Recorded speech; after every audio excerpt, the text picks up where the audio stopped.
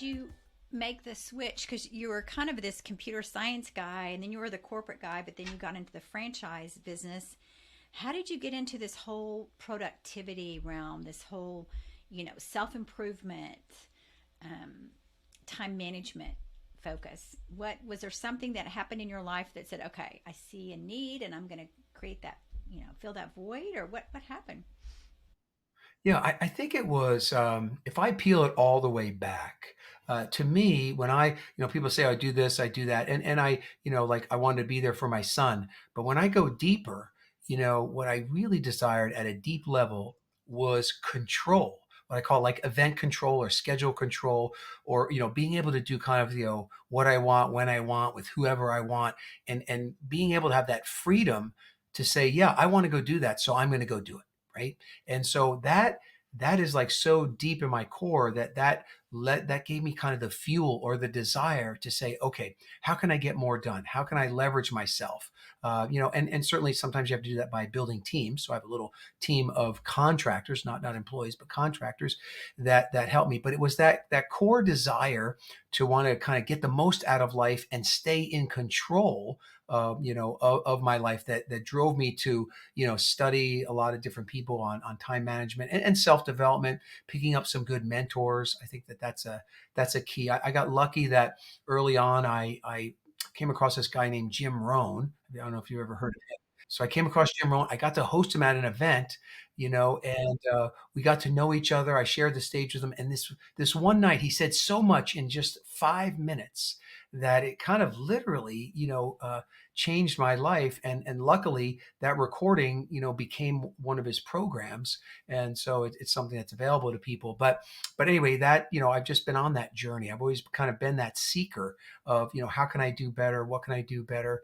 And that led me to start to look at it. And then the funny thing is that I realized how powerful the mind is, but I also realized that wherever anybody is, any of the listeners or you, wherever you are in life, you're kind of at point A and you want to go to point B.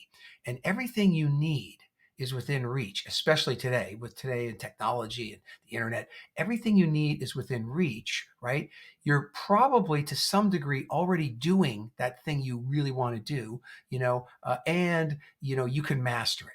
If you put some attention on it, right? What you think about, you bring about. If you put some attention on something, then that thing grows in your life. So you got to be careful. Put attention on the wrong things or the bad things; those too shall grow, right? I heard this great quote: "When you argue for your limitations, you get to keep them." Right? Yeah. So a lot of people will say, "I'm to this, I'm to that." Well, you're just feeding into that. So a lot of people have head trash, and sometimes you got to hack that head trash. But for me, it was this desire to be, the best I can be, to help the amount of people I can help. And really, it comes down to a lot of what your show is about, and that's impact, right? And the interesting thing I have found, yeah, I've studied different groups of people, but one group that I studied was the people that know they're going to die, right? They know they're going to die, so they're getting near the end. And every answer anyone ever gives about what do you wish, you could have more of, or did more of, or in your life, what do you wish you had more of in your life? And it only comes down to two things. Like it fits in just these two buckets. And bucket number one is they wish they had more memorable moments with the people they loved. Right now, the people they loved, sometimes that was family, spouse, but sometimes that was peers. Sometimes that was people they worked with. Sometimes that was their staff. But those more memorable moments with people you love, that's bucket one. And then the only other bucket was impact. I wish I had more impact with what I knew, and I could, help people more. Right.